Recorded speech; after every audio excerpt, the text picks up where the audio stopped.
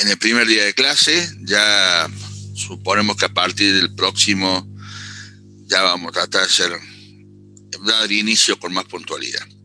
Bueno, vamos a dar inicio a la primera clase de la asignatura Ingeniería en Calidad. La primera clase porque el módulo 1 comprende 2 clases. Entendiendo que la primera clase es la de hoy. El día viernes que viene es feriado, Viernes Santo. O sea que el próximo viernes 9, correspondería a la segunda clase teórica. Así que bueno, vamos iniciando la clase. Nos vamos a hacer una pregunta. La pregunta sería: ¿qué se les ocurrió o qué pensaron ustedes cuando al inscribirse vieron una materia que se llamaba Ingeniería en Calidad?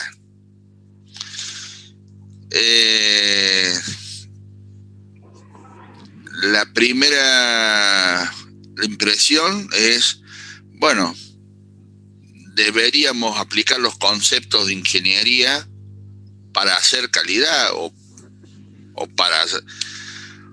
para construir la calidad. Entonces el concepto por ahí sería: ¿y qué es calidad?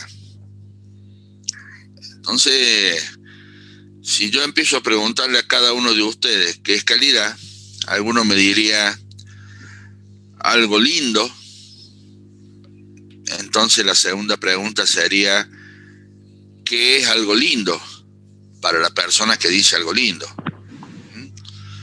Porque lo lindo para él o para ella puede no ser lindo para mí.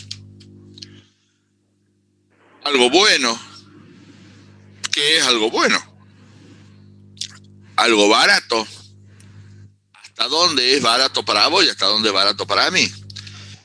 ¿Qué es algo que funcione bien? ¿Y qué es algo que funcione bien? Algo que cumpla con mis expectativas. Bueno, ¿y cuáles son tus expectativas? Entonces, bueno, fíjense ustedes que no hay una forma de lograr una sola definición sin hacernos la otra pregunta. Bueno, ¿y qué definís vos como bueno, como malo, como lindo, como feo, como barato, como caro, como que funciona, como que no funciona? Entonces empezamos a ver, como si alguno cursa con nosotros relaciones, que está ese patrón interno en el cual uno va poniendo en juego ese patrón, y a partir de ahí uno dice si cumple o no cumple con un determinado requisito o con una determinada característica o cualidad.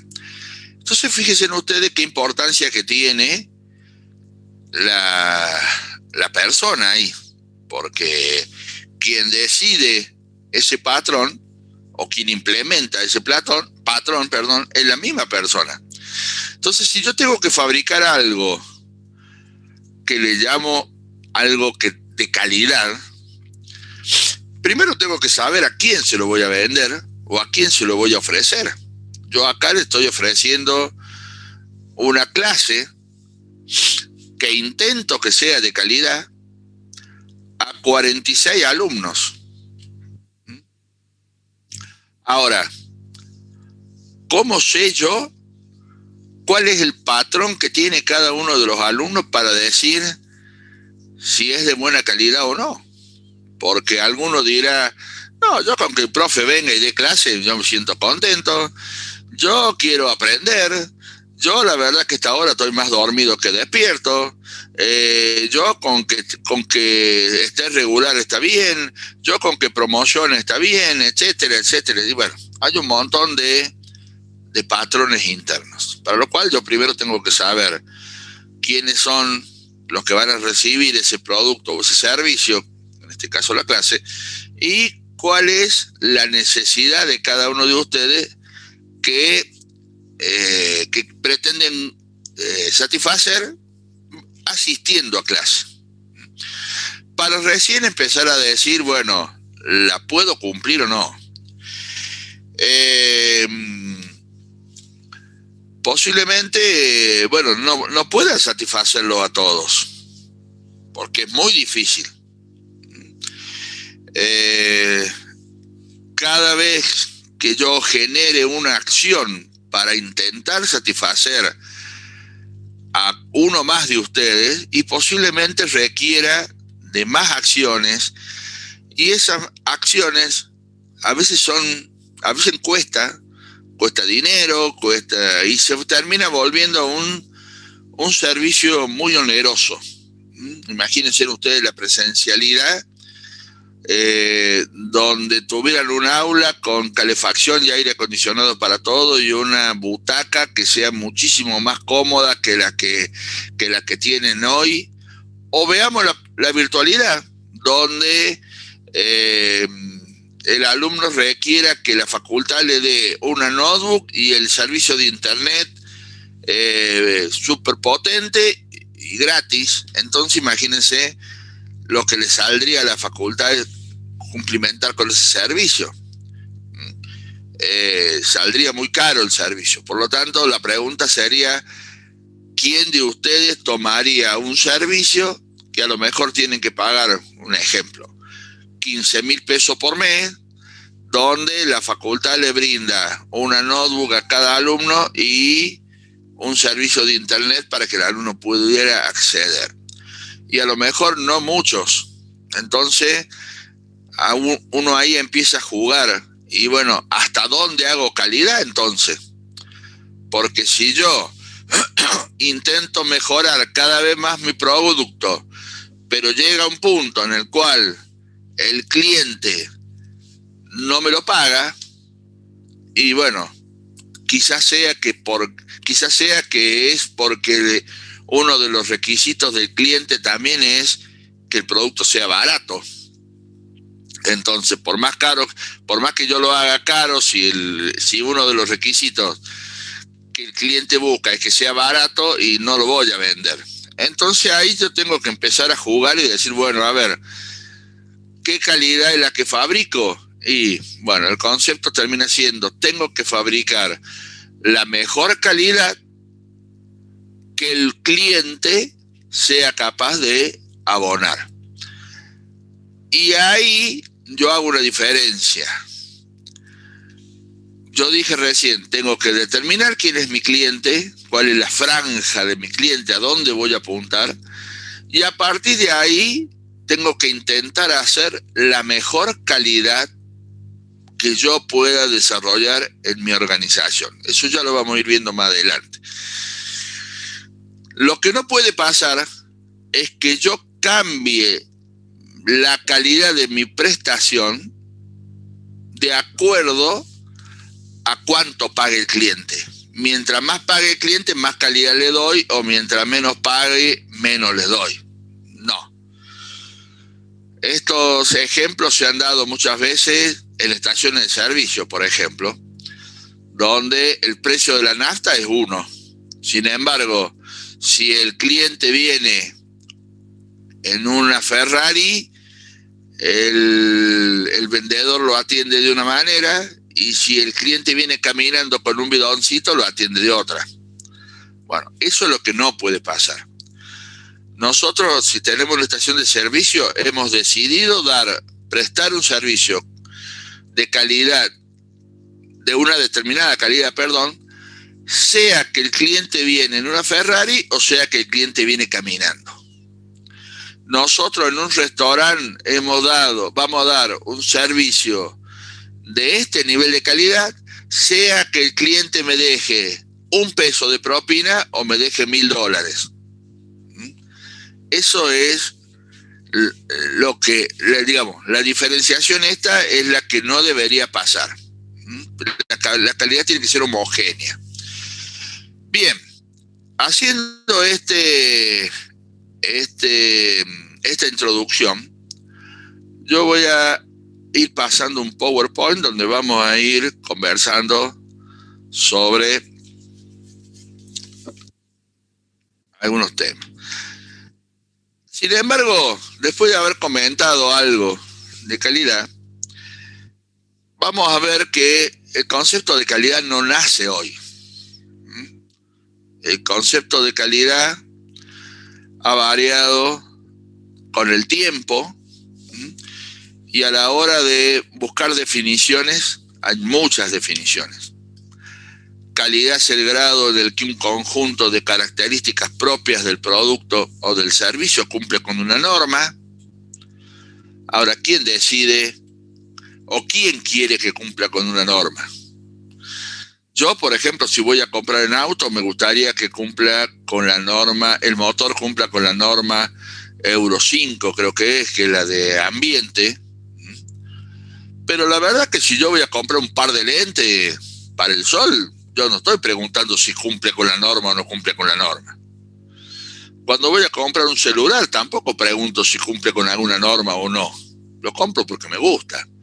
Cuando voy a comprar un ventilador, no me fijo si cumple con la norma tal. Sin embargo, por ejemplo, cuando uno compra un electrodoméstico, mi señora sí se fija en ese grafiquito que habla de los consumos. Bueno, ella tiene ahí una diferenciación entre los patrones. Mientras que ella ve y quiere que el producto consuma poco, yo por ahí lo que busco es que el producto sea lindo a la vista, sea decorativo, llamémosle.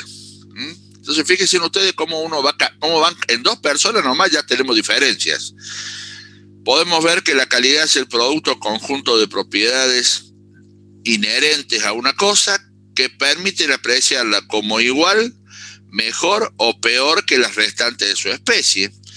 En realidad ahí yo la comparo y veo cuál de las dos cumple con lo que yo pretendo para decir que es de calidad o no. Y ahí volvemos de nuevo a que aparece una figura que soy yo el que decido cuál es el patrón que quiero. Calidad es el cumplimiento de requisitos. ¿De los requisitos de quién? Y en este caso los requisitos míos. Calidad es la adecuación al uso del cliente, o sea, a mi uso. Si se adecua a lo que yo quiero, es de calidad, y si no, no. Calidad es satisfacer las expectativas de quien lo compra. O sea, yo voy, lo compro y si me satisface, de calidad. Calidad es la pérdida que el producto o servicio ocasiona a la sociedad desde que es expedido. Si yo compro un producto que me funciona mal, después no lo vuelvo a comprar más, por lo tanto la organización pierde un cliente, y entonces ahí ya empieza a ver si es de calidad o no. Si el producto es muy vendido, es de calidad, y si no es vendido, no es de calidad.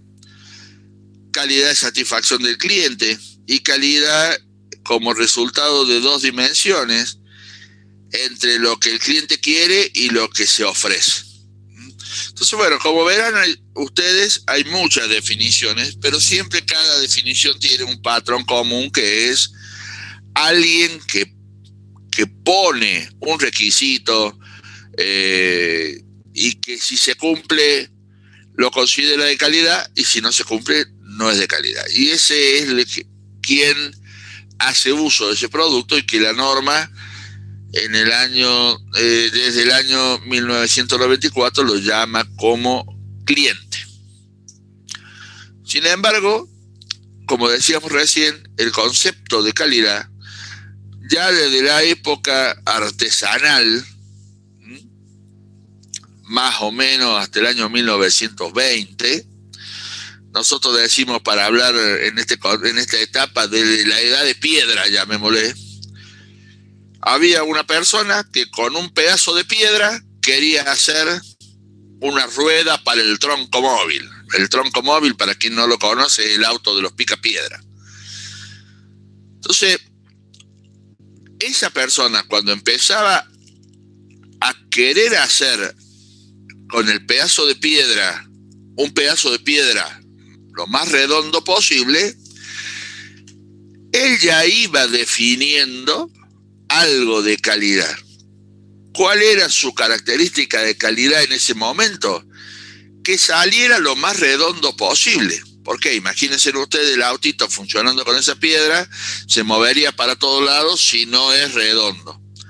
Entonces, esa persona, que se la conocía como artesano,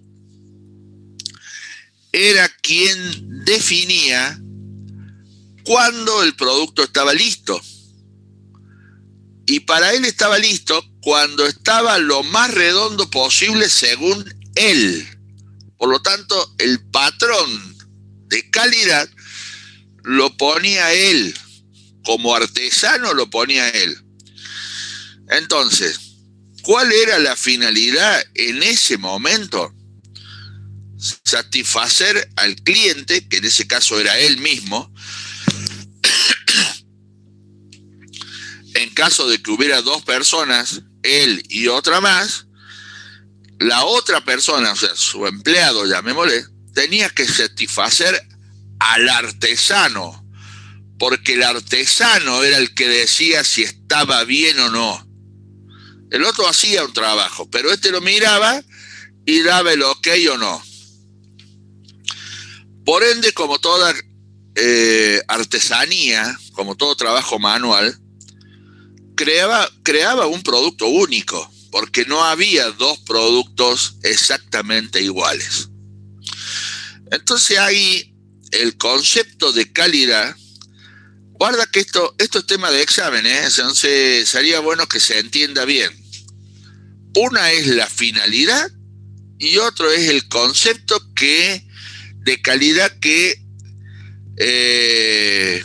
existía en ese momento. Y el concepto de calidad en ese momento era hacer las cosas bien, independientemente del costo o del esfuerzo que requiera hacerla. Y esto da origen a las obras de arte. Pregúntenle, vayan ustedes y hablen con un joyero, a ver si alguien le dice al joyero: che, necesito que me haga una pulsera para pasado mañana. Tenés 24 horas para hacerla. Y es muy difícil. ¿Por qué? Porque la joya es el resultado de una inspiración. El joyero tiene que estar motivado. Lo mismo el pintor. Acá en la cátedra de Ingeniería Gareca es pintora y ella podría decir al respecto. O sea, una pintura tiene que salir como resultado de una inspiración del pintor, porque el pintor quiere transmitir algo con esa pintura. Marcelo Bravo, cuando tiene que pintar, sí, agarra copia, porque el objetivo es hacer algo parecido a lo que está viendo, y ya está, y hacerlo. Pero el pintor, propiamente dicho, el artista, no, el artista busca transmitir un mensaje con esa obra de arte. Por lo tanto, no se lo puede apurar. Y ese es el precio que tiene también, porque justamente la obra de arte, tiene tanto trabajo, tanto esfuerzo puesto, que no se lo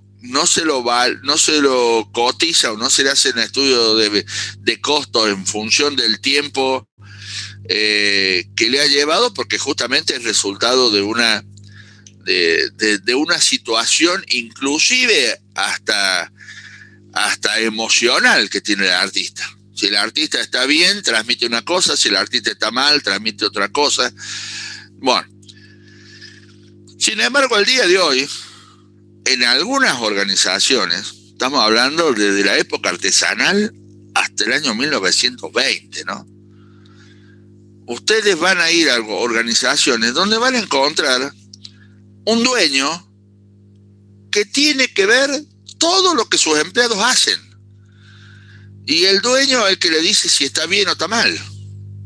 Entonces, no es un artesano, pero hay un paralelismo con esa manera de trabajar. 2021 estamos.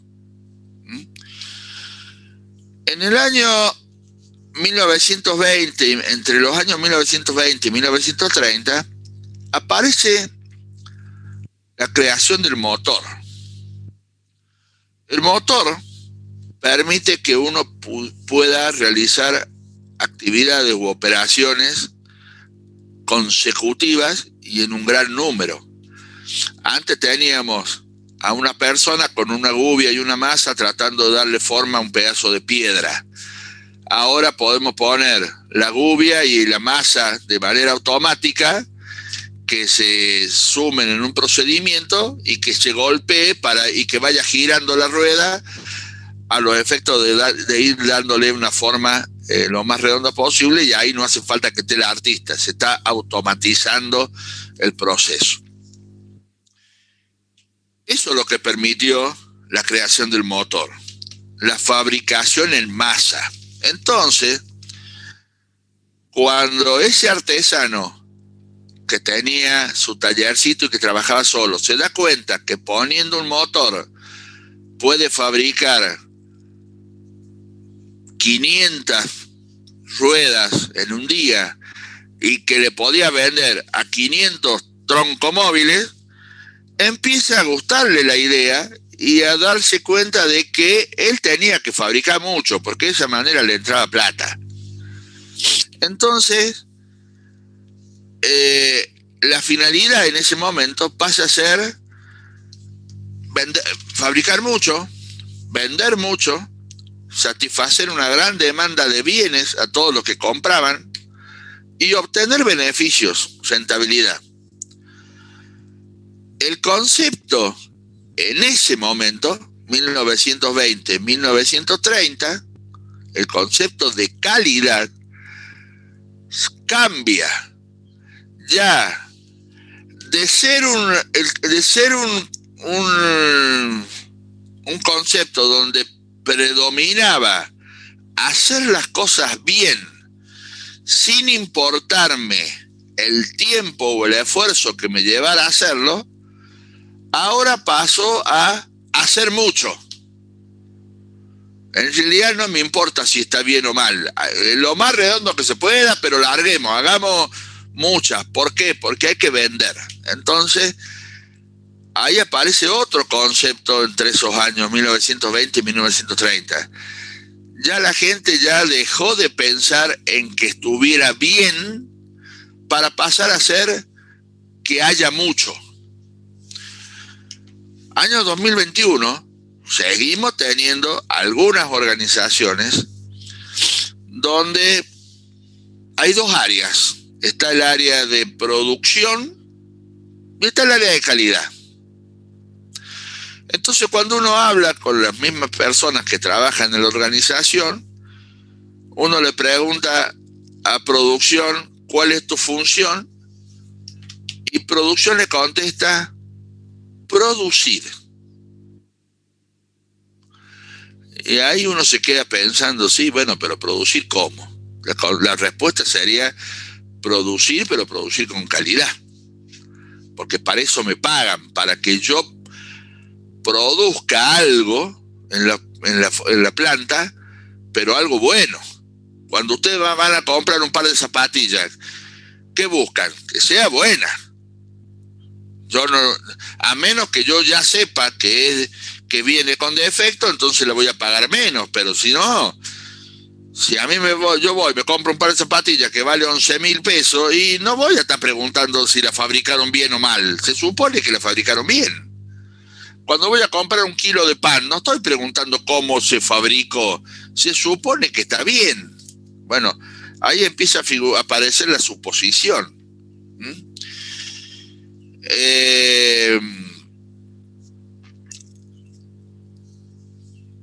Entonces, estaba pensando en un concepto de calidad que ya se los voy a decir, que no se los dije en ese momento, pero bueno, uno no empieza a preguntar si está bien o no está bien, ya viene con la suposición. ¿Por qué? Porque nosotros tomamos como el concepto de calidad generalizado, que es el conjunto de las características explícitas e implícitas de un producto que satisface las necesidades de un cliente.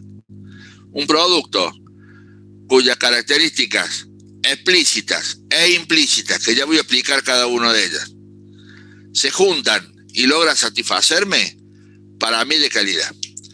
Cuando hablamos como características explícitas, son las que el cliente pide. Ustedes van a comprar un auto y piden que sea de color amarillo, que tenga Bluetooth, que tenga levantavidrio automático, que tenga eh,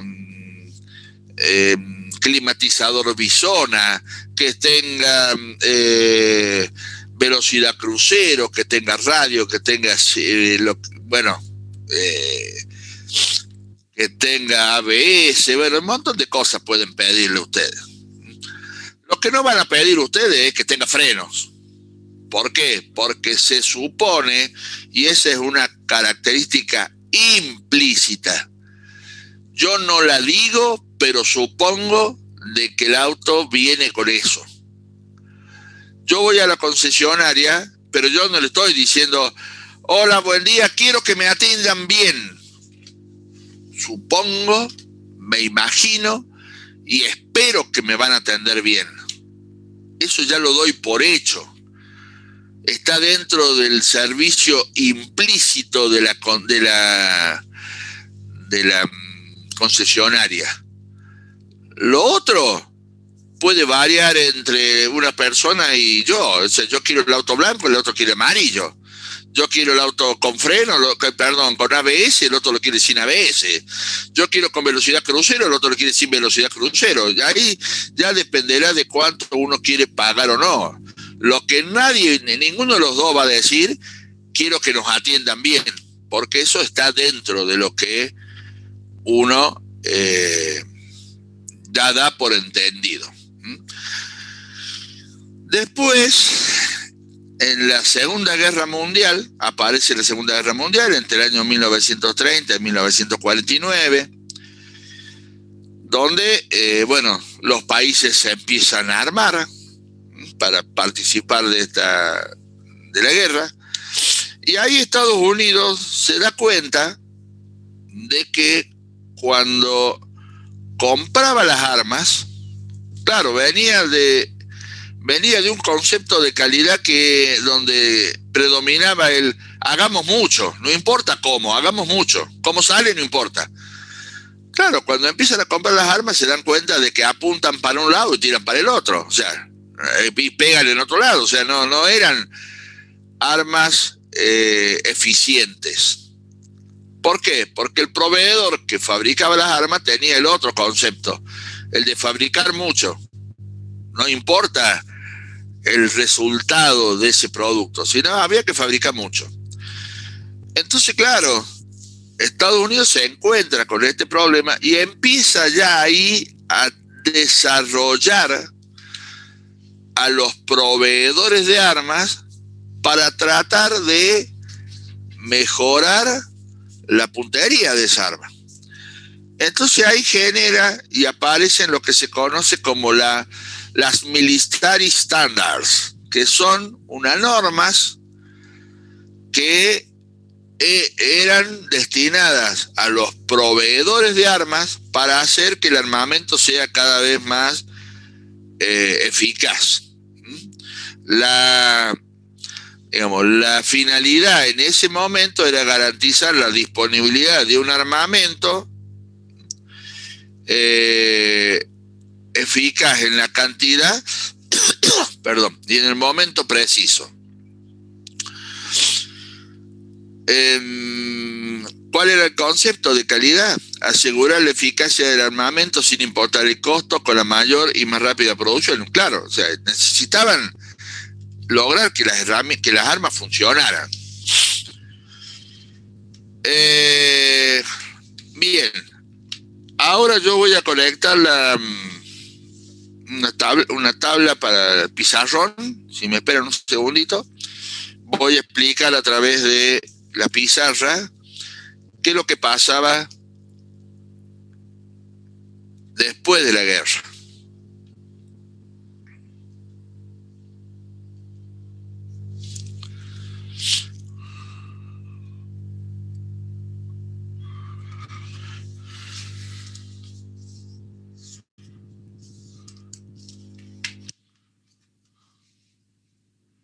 Bien. Después de la guerra,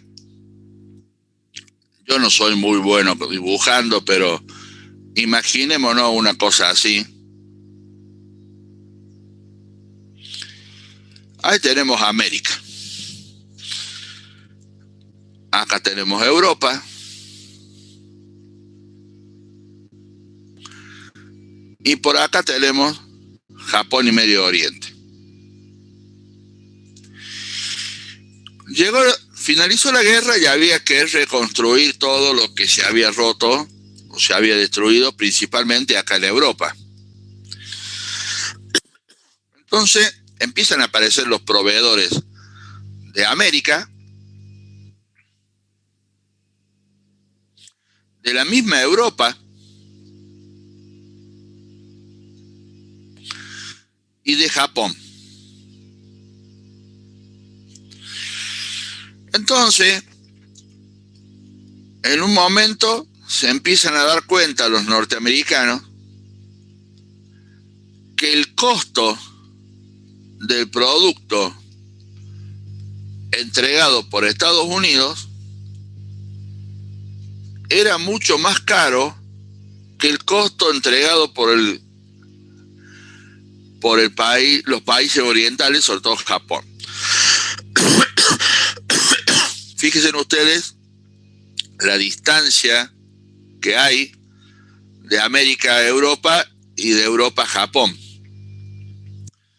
Entendiendo entonces que dentro del costo del producto estaría el flete y que la distancia es mucho más larga, no se entendía por qué el producto japonés era más barato que el americano.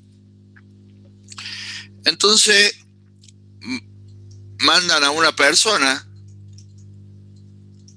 a Japón, Edward Deming, ingeniero Edward Deming, para que investigue qué pasa. Entonces Deming trae, imagínense ustedes, una radio de Japón, la desarman en Estados Unidos, la vuelven a armar de nuevo y la diferencia de costo era la misma.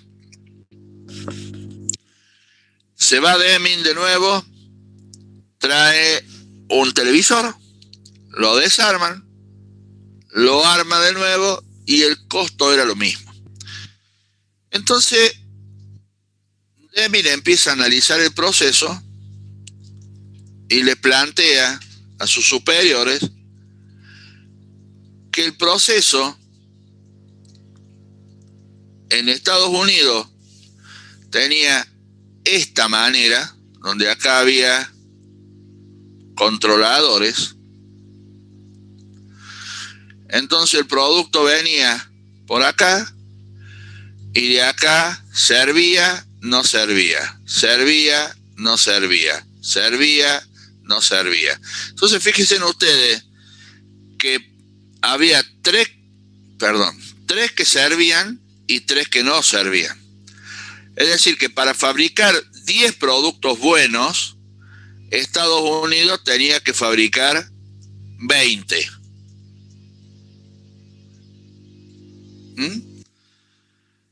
10 productos servían y 10 productos que no servían. A diferencia de Japón, Japón tenía el mismo proceso, pero Japón no tenía estas personas acá. Japón tiene una persona que pasa por cada uno de los puestos controlando, y esto ustedes no lo conocen, pero capaz que sus abuelos sí, es lo que dio origen en ese momento al control volante. Entonces esa persona se adelantaba en cada puesto de trabajo, iba controlando. Entonces, ¿qué pasa? Si esta persona detectaba algo acá, acá lo sacaba. No esperaba pasar por todas estas etapas para recién sacarlo acá. Lo sacaba acá. Por lo tanto, acá había un costo que se ahorraba. Lo mismo acá, lo mismo acá y lo mismo acá. Entonces ya ahí aparece, da origen al control de calidad. ¿Por qué? Porque dice, bueno, a ver, si el control volante logra detectar esto, acá nosotros tenemos una mano de obra, una máquina que funciona, una materia prima, un medio ambiente y un método. Entonces, ¿por qué no le damos a esta mano de obra directamente que haga el control? Lo mismo acá. Entonces ahí aparece el control de calidad. ¿Y el control de calidad qué es? Es un conjunto de actividades que se desarrollan en cada puesto de trabajo para tratar de disminuir la aparición de productos defectuosos. Entonces después sigue investigando más el proceso Deming y dice, bueno, pero ¿por qué no hacemos otra cosa? Si le estamos dando a la mano de obra que controle, ¿por qué no tratamos de ver cómo garantizamos en cada puesto que la máquina trate de funcionar lo mejor posible y no se rompa? Por lo tanto, ahí habría que hacer un plan de mantenimiento de la máquina y habría que enseñarle cómo hacer las cosas y que todos lo hagan de la misma manera. Entonces aparece un análisis de los métodos, ingeniería empieza a aparecer ahí. Después compras, trata de garantizar que la materia prima sea la mejor posible. Entonces aparece una gestión de compras. El medio ambiente es controlado, tanto medio ambiente de térmico, de temperatura, como el ambiente psicológico. Y bueno, entonces ahí fíjense ustedes, ¿qué es lo que estamos haciendo? Estamos tratando de asegurar con cada una de estas variables que no aparezcan e no vayan al cliente. Y eso da origen a lo que se conoce como el aseguramiento de la calidad. O sea, la organización intenta asegurar a través de acciones que se van a producir la menor cantidad de errores posible. Acá no se está hablando de que hay cero defectos ni que no se van a producir errores. Se van a producir la menor cantidad de errores posible. El aseguramiento de la calidad actualmente está representado por lo que se conoce con la norma ISO 9001. Y este es uno de los grandes errores que hay en los conceptos de la gente común. La gente común cree que porque una empresa está certificada ISO 9001, todos sus productos van a ser con cero defectos. No va a haber defectos. Y no es así. El aseguramiento de la calidad habla de que todos los productos son productos y como productos que son pueden tener alguna falla. Lo que no puede pasar es que la organización no tenga los elementos o las acciones ya predeterminadas para actuar en caso de que apareciera un defecto. O sea, primero, yo a través de la norma voy a generar un montón de acciones para que el producto no me salga con defectos. Pero si me llega a salir algún producto con defectos, yo tengo que tener la acción o la actividad que me permita solucionar el problema sin perjudicar mi relación con el cliente. Vamos a un ejemplo. Una, una concesionaria de auto, por ejemplo. La pregunta, si yo le hago a la mayoría de ustedes, ¿por qué compran un auto? Y la mayoría de ustedes me va a decir, porque necesito moverme, necesito tener una movilidad. Yo no creo que nadie compre un auto porque quiere, bueno, quiere gastar plata. O sea, normalmente cuando hablamos de un auto, si la familia tiene 5 autos, bueno, sí, más vale, lo compra por gusto, lo compra por un chiche, vaya a saber por qué. Pero cuando hablamos de no tener auto y de comprar el primer auto, es por la necesidad de trasladarme y de moverme. Ahora, ¿qué pasa? Cuando el auto empieza a tener algún problema, yo voy a la concesionaria y la concesionaria me dice, sí, tiene roto esto, bla, bla, bla, está en garantía, bueno, déjamelo, esto va a llevar por lo menos 3 días. Entonces mi pregunta, digo, ¿y qué hago yo en esos 3 días? Si yo necesito el auto. Si yo compré el auto por una cuestión de necesidad de traslado y por un problema de la fábrica o del producto que no es mi problema, yo me tengo que comer 3 días de estar sin el auto porque los señores necesitan 3 días para hacer el arreglo. Y ahí aparece mi enojo con la concesionaria. ¿Por qué? Porque no logro satisfacer mi necesidad, que es la de trasladarme con lo que yo he comprado. Por un problema que no es mío, que es del producto que yo compré, tengo que tomarme colectivo, taxi o lo que sea, con el consiguiente gasto que tengo que realizar yo y que nadie me lo reconoce. Ahora, yo les hago una pregunta a ustedes.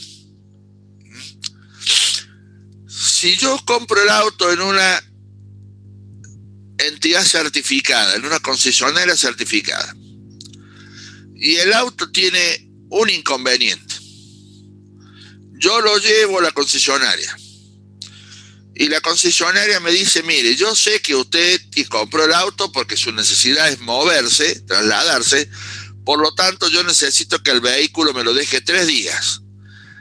Necesito que usted se traslade en lo que usted considere y todos los gastos que requieran esa movilidad mientras el auto esté en la concesionaria va a ser reconocido y va a ser devuelto contra la presentación de los comprobantes de los tickets.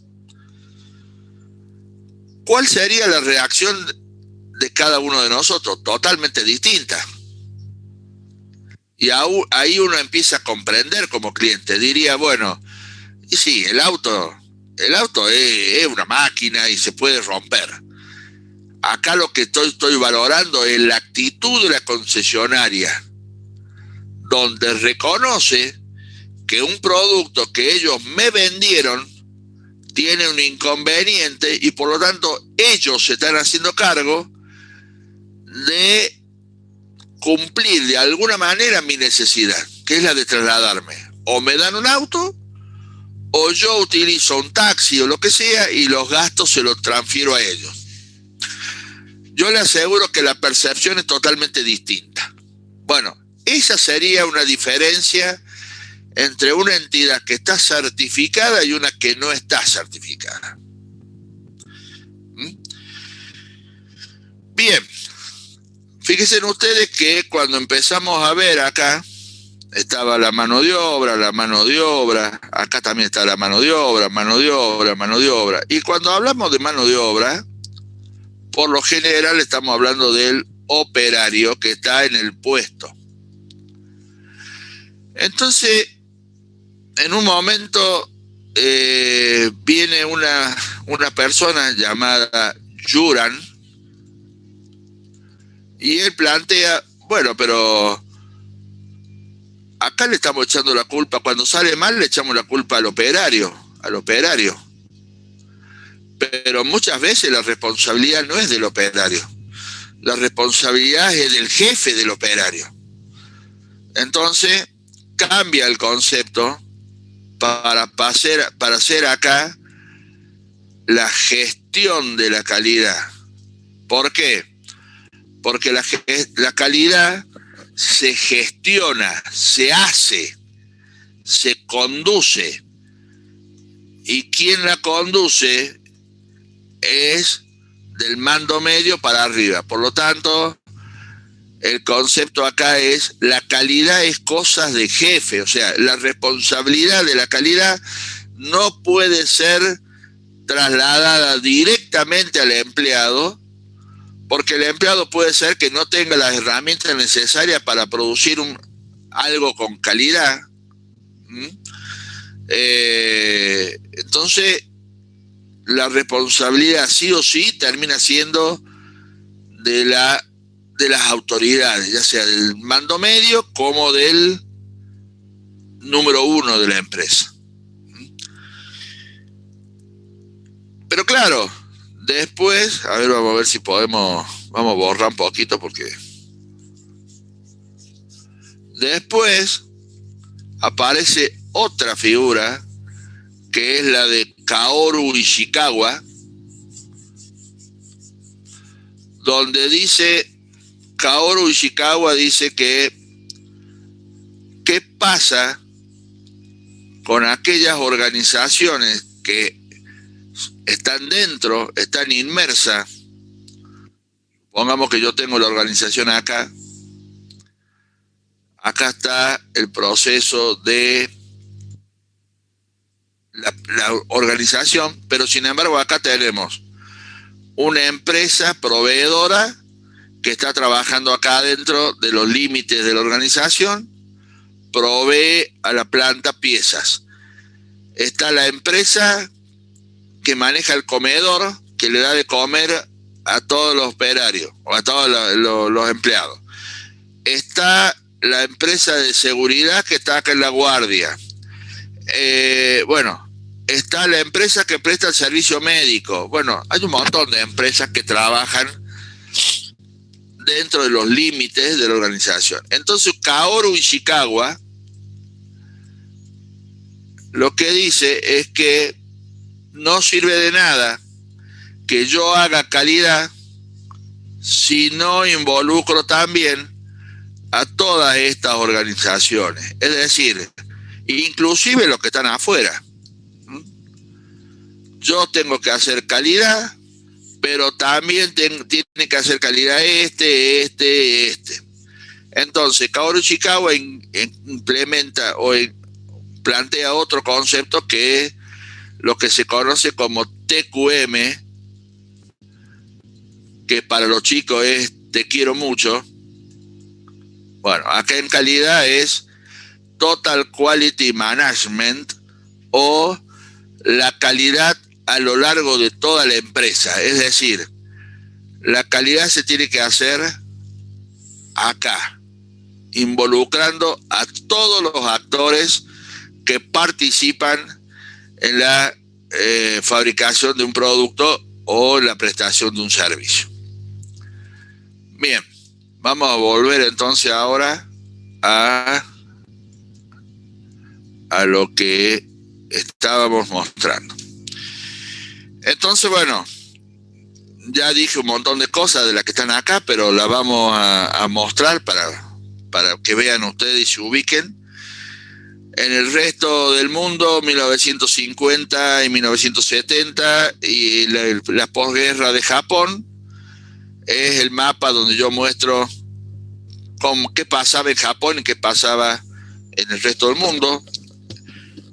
En el resto del mundo todavía el concepto era producir cuanto más mejor, mientras que en Japón aparecía el concepto de hacer las cosas bien la primera vez. Y acá la diferencia que se empieza a ver es la del japonés. La mano de obra oriental era totalmente distinta a la mano de obra occidental. Las máquinas eran las mismas, las maneras de hacer las cosas eran más o menos parecidas, las temperaturas más o menos similares. La gran diferencia estaba en la filosofía del oriental. El oriental tiene la filosofía de hacer las cosas una sola vez y bien. Él no va a trabajar 10 veces para hacer lo mismo. Es más, si no sabe cómo hacer las cosas, no la hace directamente. Espera que el jefe le termine de dar todas las indicaciones para recién hacerlas. Mientras que el occidental, nosotros, cuando nos dicen lo que tenemos que hacer, o más o menos, automáticamente ya salimos a ver cómo lo hacemos. Y seguramente en el trayecto nos damos cuenta de que hay un montón de cosas que nos faltan, mucha información que nos falta para poder hacer la tarea. Sin embargo, intentamos hacerla como a nosotros nos parece. Entonces ahí ya empezamos a personalizar la tarea. Cada uno de nosotros le empieza a agregar una impronta, porque el concepto es, tenemos que resolverlo al problema para tratar de hacerlo. El concepto es hacerlo. No importa cómo, hay que hacerlo. Entonces esa gran diferencia, incluso en la actualidad, nosotros vemos de que hay cosas o hay actividades que cada uno lo hace a su forma. Y eso da origen a la necesidad de estandarizar las cosas para que todos la hagan de una misma manera. Entonces, esa es la gran diferencia también a la hora de querer implementar calidad en una empresa occidental con relación a una empresa de Japón. Es mucho más fácil, el japonés está mucho más acostumbrado a manejarse con estándares y a cumplirlos, es como más obediente, mientras que el occidental es más revolucionario, más querer hacer las cosas, más transgredir las normas. Entonces cuesta mucho más estandarizar una actividad en una empresa occidental. Bueno, en la etapa de control de calidad, el concepto era generar técnicas de inspección para evitar la salida de bienes defectuosos. En el aseguramiento de la calidad ya aparecen sistemas y procedimientos para evitar que se produzcan bienes.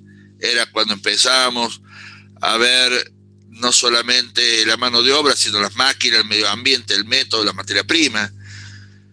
La gestión de la calidad es cuando aparece la dirección. El dominio de la calidad se convierte en una obligación de la dirección.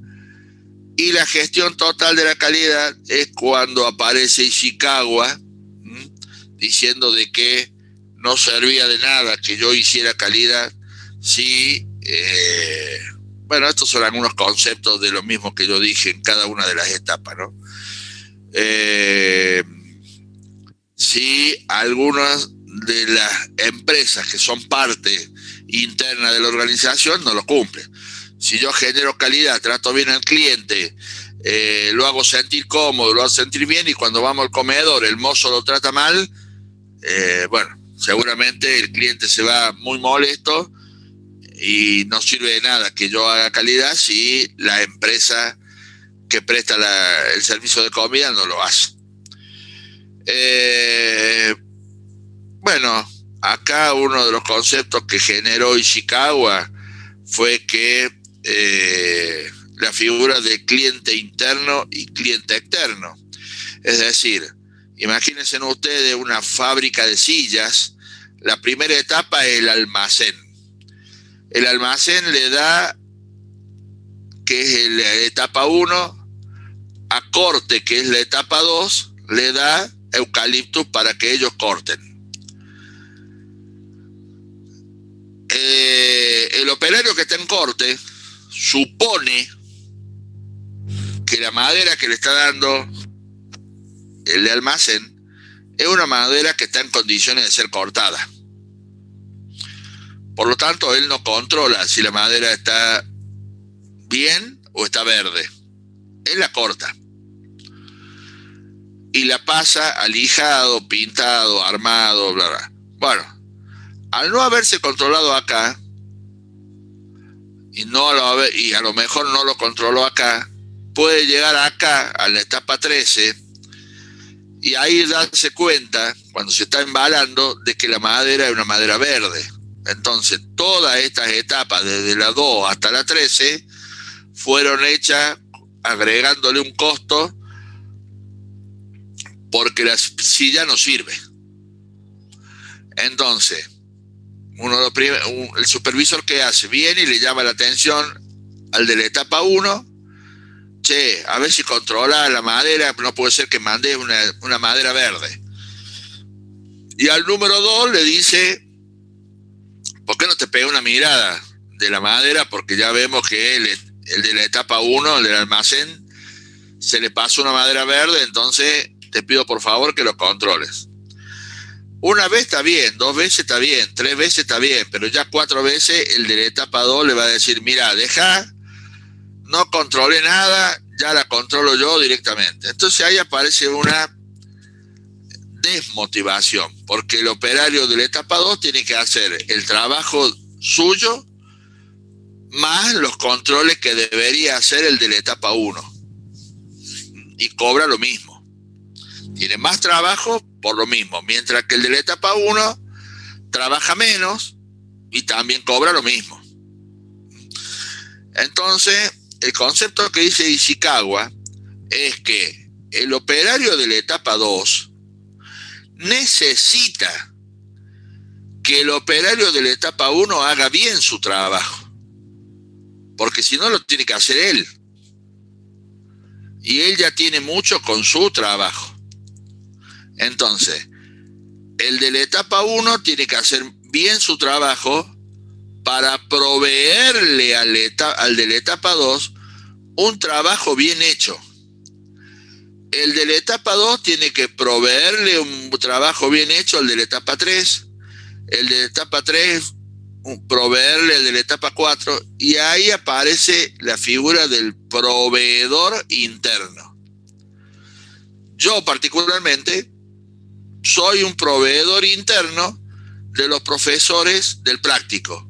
¿Por qué? Porque ellos necesitan que yo brinde en el teórico toda la información necesaria para que ellos puedan hacer el trabajo práctico de acuerdo a lo planteado. Si yo en la clase de hoy y la clase que viene no doy todo el teórico, y ellos van a tener que modificar el práctico porque le van a estar pidiendo cosas que ustedes no han visto. Entonces, ellos necesitan que yo dé todo el teórico. Pero a su vez, si yo soy proveedor de ellos, ellos son clientes míos. Entonces ahí aparece la figura del cliente interno. Yo soy proveedor de ellos son clientes míos. Cuando hablamos de las notas finales del práctico, ellos tienen que hacer bien su trabajo, porque si no después me generan problemas con los alumnos. Por lo tanto, ellos son proveedores míos y yo soy cliente de ellos. Entonces, fíjense ustedes cómo va cambiando los roles de acuerdo a la etapa del proceso, donde uno pasa a ser de proveedor a cliente y de cliente a proveedor interno. Entonces, cuando la norma ISO 9001, por ejemplo, habla de satisfacer las necesidades del cliente, habla de satisfacer las necesidades del cliente externo, que es el que compra el producto, pero también el cliente interno, que es el que participa en la fabricación y en el proceso de producción del producto o del servicio. Bien, bueno, nosotros daríamos por finalizado la clase de hoy acá, entendiendo que tenemos que ir de manera paralela a los 3 cursos para que no se adelante uno u otro. Entonces, el PowerPoint está dividido en 2 clases. Como el curso de la tarde necesita 2 clases para llevar adelante este módulo, el 5D2 y el 5D3 también lo hacemos en 2 clases. O sea que acá finalizaría la primera parte del teórico, y yo ahora le daría primero daría lugar a las preguntas, a ver si hay alguna pregunta con respecto a lo que hemos visto y hemos desarrollado en el día de hoy.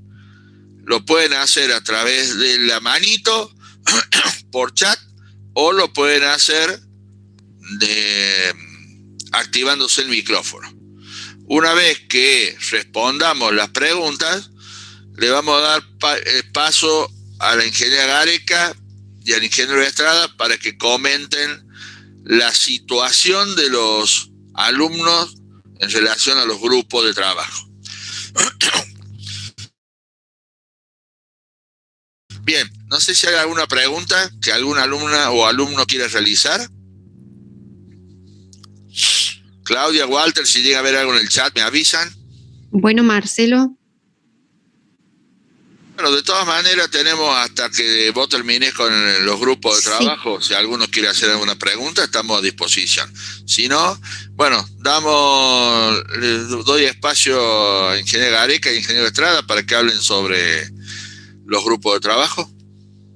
Bueno, buenos días a todos.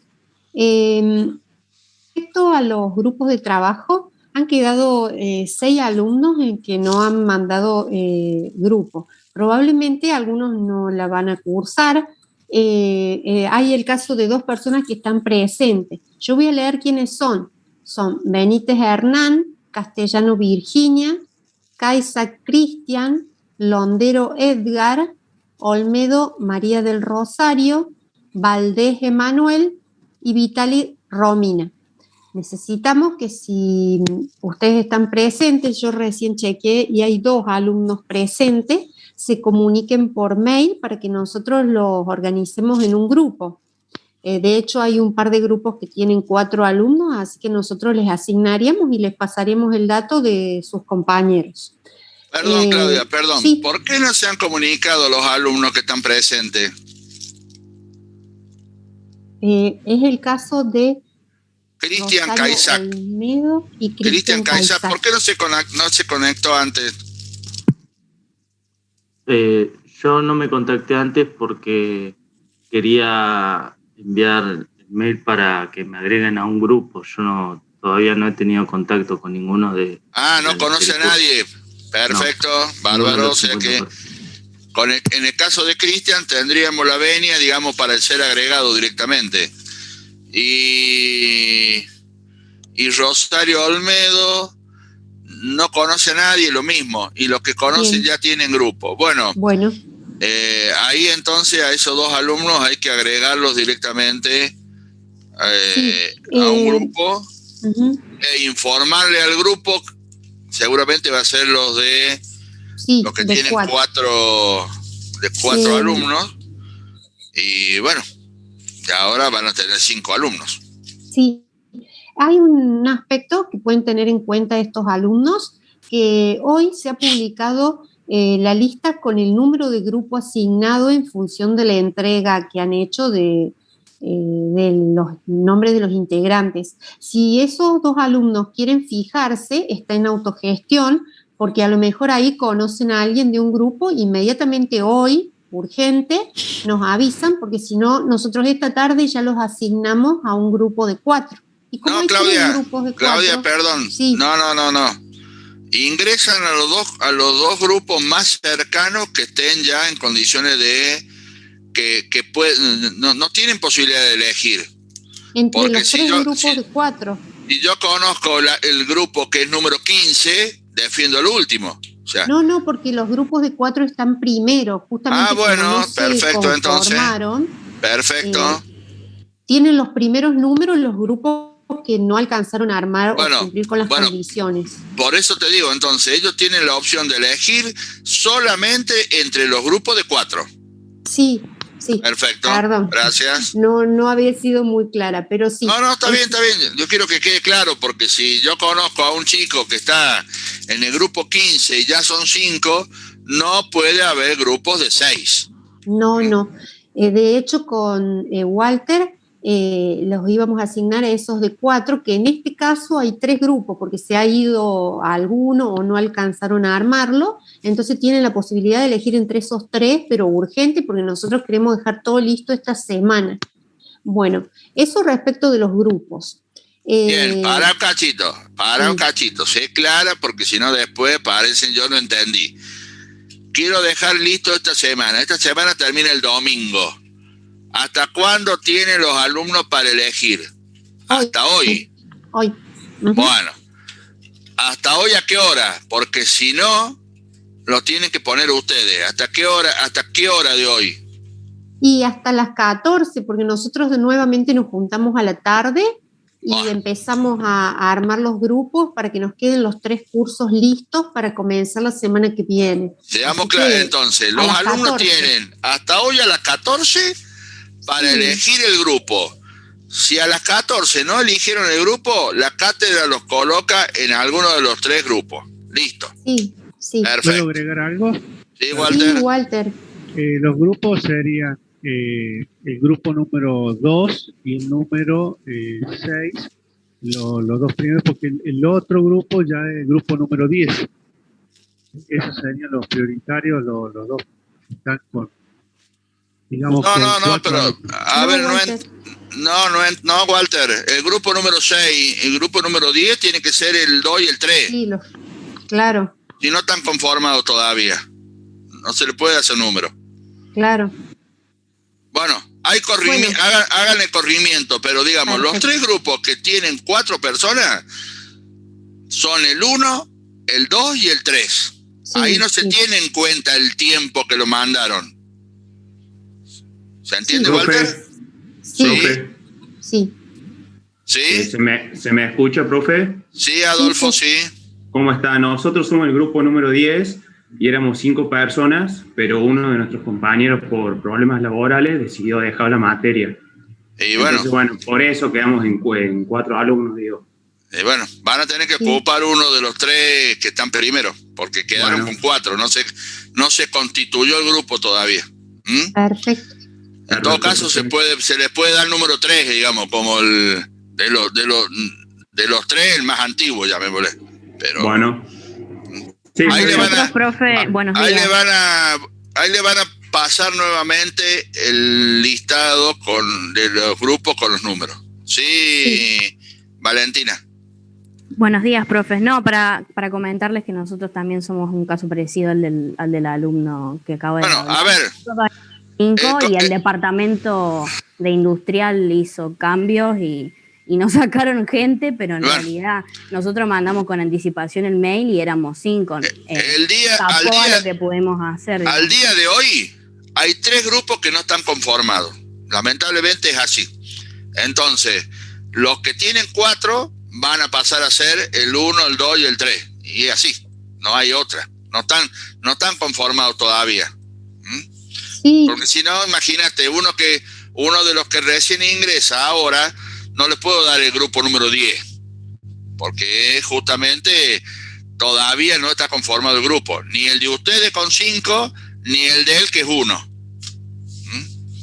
Sí, Claudia. Y yo digo que no se preocupen, porque en el transcurso del año todos van a exponer. Sí, y es un orden, sí. y nosotros los acompañamos, no es nada. No se hagan un mundo de esto. Imagínense, el que expone primero, después tarda pasa prácticamente 4 meses, 3 meses que no expone. O sea que para el caso es más o menos lo mismo. No. Sí. Es una cuestión de ordenamiento esto. No tenemos una clase nada más que para decirnos números, porque sí, obviamente. Quédense tranquilos todos. Sí. Aparte van a tener el acompañamiento de los profes del práctico con consulta, o sea, quédense tranquilos en ese sentido. Sí. Bueno, para poder empezar la semana que viene ya a trabajar, porque es la segunda clase de teórico y donde se da el enunciado del trabajo práctico número 1, ustedes ya deben haber seleccionado una organización. Para la selección de la organización, nosotros hemos subido un formulario Google donde ustedes van a poner la organización. Eso ya está subido en autogestión. Dame un segundito, Claudia. Con respecto a la organización, para responder a algunas preguntas que se hacen, que yo creo que hay un requisito mínimo de gente. En realidad no se dice tiene que haber 2 o 10. Lo que sí es, ustedes tienen que tener en cuenta que mientras más grande sea la empresa, menos van a aprender ustedes. Si ustedes se encuentran le autorizan desde Arcor a hacer un trabajo o hacer los trabajos en una multinacional donde Arcor ya tiene todo lo que ustedes van a hacer, ya lo tiene todo hecho, no van a aprender nada, porque lo van a pedir y lo tienen, se lo van a dar hecho ya. Distinto es cuando ustedes tienen una pyme donde tienen que pelarse las cejas para hacerlo, porque en realidad tienen que readaptar y adecuar las realidades a la organización en la cual ustedes están. Entonces, la recomendación es: busquen una pyme, no busquen una empresa grande, no busquen Tarjeta Naranja, Arcor, Volkswagen, Renault. No, esas no, porque ya tienen todo hecho ellos. Es más, lo traen desde las casas matrices. Pero tampoco busquen Panadería Don Juan, que tiene 2 personas, el dueño y la dueña, porque tampoco van a aprender, porque es muy difícil por ahí, con tan poca información, desarrollar los trabajos prácticos. O sea, la recomendación es que sea entre 5 y 20, más o menos, ¿sí? Pero bueno, no le vamos a dar nosotros los límites, porque es una situación de cuarentena, de pandemia, donde hay que ver sobre todo también en dónde trabaja el alumno clave. Como tampoco vamos a hacer nosotros referencia a si es de producción o es de servicio. La calidad se puede aplicar en cualquier tipo de organización. Convérsenlo con los profes y ahí ellos le van a dar el ok o no. Gracias, Claudia. No, de nada. Yo he preparado unas preguntas frecuentes que normalmente el año pasado las hacían, porque bueno, fue el primer año que hicimos esta modalidad de alumno clave, y se las voy a leer. Yo les pido, por favor, que ustedes, si tienen alguna duda, pregunten ahora, porque bueno, entre los 3 cursos hay 50 grupos aproximadamente, y si los 50 grupos van a mandar a preguntar, nos vamos a pasar toda esta semana respondiendo algunos detalles que ahora se van a aclarar. Bueno, una de las preguntas que suelen hacer, Marcelo nos ha ayudado mucho recién porque nos ha dado muchos tips o aspectos a tener en cuenta a la hora de elegir la organización. La condición necesaria para elegirla es que uno de los integrantes trabaje o esté realizando una pasantía o que haya trabajado en la organización. Entonces ese alumno clave va a ser el que va a transmitir al resto del grupo. La organización puede ser de cualquier rubro, producto o servicio. Lo que yo acá les digo es que está bueno que haya variedad, que no sean todos servicios, que no sean todos productos. Lo importante es que haya variedad porque cuando ustedes vayan desarrollando los trabajos prácticos, van a ver cómo otro grupo resuelve la misma consigna en una organización, a lo mejor que es de producto y la mía es servicio y viceversa. Entonces está bueno la variedad. Por eso traten de no preguntar, ¿puede ser servicio, puede ser producto? Sí, pueden ser las dos. Después otra, lo ideal, bueno, es que sea una pyme y puede tener pocos empleados, porque esa pregunta a veces es frecuente, que dicen, pero son pocos, porque el que hace compras es el mismo que el director. Sí puede ser. Entonces esa es otra de las preguntas que han hecho el año pasado, que me parece que está bueno aclararlo. Puede tener muchos empleados, pero preferentemente que no esté certificada, porque si está certificada es como que tiene todo resuelto. De todas formas, esa sí podría ser a lo mejor una pregunta, si el alumno clave, bueno, está ahí, bueno, eso vamos a ver los casos particulares, pero estas son las consideraciones que ustedes deberían tener en cuenta a la hora de elegir el alumno clave. Y por último, es condición necesaria que para empezar a hacer el trabajo práctico, todos los alumnos conozcan lo mismo que el alumno clave. Es decir, el alumno clave le debe transmitir al resto del grupo toda la información que necesitan para hacer, supónganse, el práctico número 1, y así a través de todos los prácticos. Y en caso de desconocer algún aspecto, se deberá hacer un estudio detallado con bibliografía o internet. Por ejemplo, si ustedes tienen una fábrica de sillas y tienen algún punto o aspecto que no lo conoce tan bien el alumno clave porque es un detalle muy fino, ustedes pueden investigar en internet o con bibliografía y resolver esa cuestión. Lo que no queremos es obligarlo a que entre a la empresa a preguntar algo, porque, bueno, en este aspecto la cátedra no va a obligar a nadie que se meta a una empresa en esta época de pandemia. Entonces, esto que estoy diciendo está escrito y está dentro de los lineamientos para la selección de una organización que está en autogestión. Así que, bueno, después, si quieren, pueden entrar y ver más detalle. Y por último, dice, si hay algún aspecto que desconozco, puedo plantear supuestos. ¿A qué se refiere? Si le pregunta el número de empleados y ustedes saben que el número está entre 10 y 15, pueden plantear un supuesto y decir son 12 empleados o la cantidad que ustedes supongan.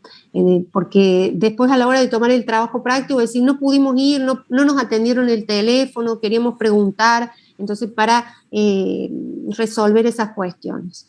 Eso sería todo. Si ustedes tienen alguna pregunta, les agradezco que la hagan ahora porque puede ayudar al resto a aclarar alguna duda. No sé, Walter, si me ha faltado algo. Esto es lo que estaba escrito y está subido en autogestión. No, Claudia, creo que está todo bien dicho. Bueno, gracias ingeniera, gracias ingeniero. Como decía yo recién, la próxima clase es Viernes Santos, Día de los Veteranos y Caídos en Malvinas, por lo tanto es feriado. La próxima clase teórica es el viernes 9 de abril. Por lo tanto, ese día se va a plantear, después del práctico, el trabajo práctico, sí, después del teórico, perdón, el trabajo práctico, y se va a plantear los días que serían, las dos clases prácticas serían el viernes 16 y el viernes 23 de abril, si no mal recuerdo. Eso se va informando durante las clases. Trabajo práctico número 1, seguramente el 16 van a presentar primero los grupos impares y el día 23 los grupos pares. De paso quiero pasar una información que yo ya le subí a la autogestión. El día martes 30 a las 18 horas se va a dar una capacitación sobre los objetivos de desarrollo sostenible. La vamos a dar con la licenciada Elga Velázquez, y se recomienda a los alumnos que lo hagan, primero porque bueno, se va a entregar certificado, pero además porque el último trabajo práctico tiene relación con los objetivos de desarrollo sostenible. Entonces, para aquel que no conozca de qué se trata, la recomendación sería que lo haga. Es de 6 a 7 de la tarde, así que vamos a tratar de hacerlo varias veces al año, pero bueno, uno no sabe, a lo mejor después no podemos, entonces no es condición que el alumno lo haga, pero es importante y le va a ayudar para poder hacer el trabajo práctico número 8. Toda la información para inscribirse está en autogestión. Así que bueno, ¿hay alguna pregunta al respecto de todo lo que hemos visto en el día de hoy? Profe, buen día. Sí, Sofía. Sí, le quería consultar qué sucede en caso de que ninguno del grupo haya trabajado o haya hecho alguna pasantía en el lugar. ¿Cómo podemos elegir? la recomendación original era que a la hora de armar un grupo, tendría que haber un alumno clave. O sea, esa es la consigna, una de las consignas que tiene que cumplir el armado de un grupo. Si ustedes cuando eligen se dan cuenta que ninguno trabajó, que trabaja en una organización, la otra posibilidad era una que había planteado uno de los profesores en otro momento, que era el de que, bueno, si no trabaja actualmente, pero hizo muchos trabajos prácticos a lo largo de toda su carrera en alguna empresa, podría, y tiene algo de información, podría servirles. Lo que pasa es que pueden encontrarse ustedes con algún tipo de información que se les pida y que si no tienen acceso no lo van a poder hacer. Entonces, la recomendación es que traten de armar el grupo con 5 personas, pero uno de ellos tiene que ser alumno clave, si no, no pueden hacer los trabajos prácticos.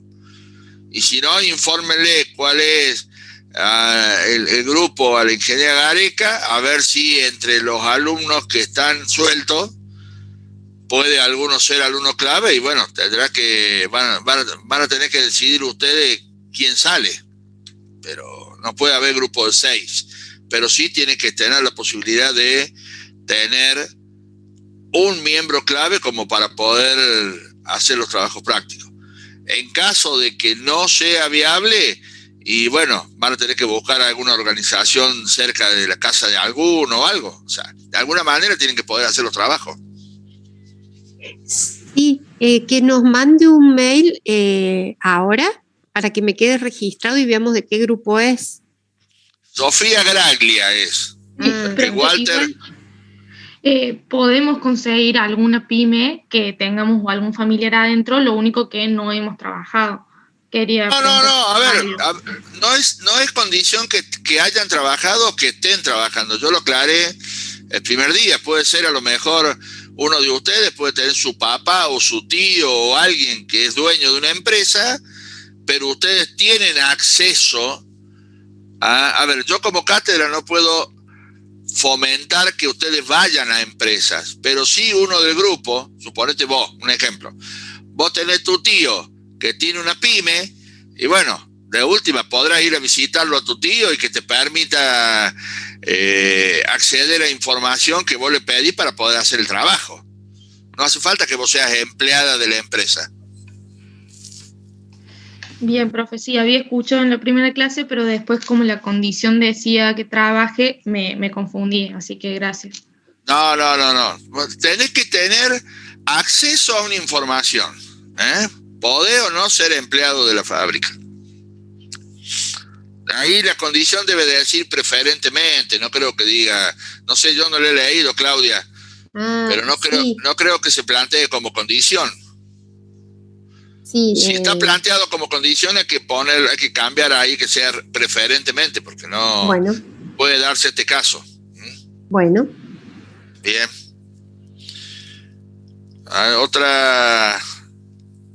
¿Alguna otra consulta? Bueno, vamos a dar por finalizada la clase del día de hoy. Le solicito al grupo docente que se quede un ratito. Al resto de los alumnos y las alumnas les deseo un buen fin de semana y nos estaremos viendo la clase que viene. Gracias. Gracias, alumnos. Buenos días. Gracias, buenos días. Buenos días.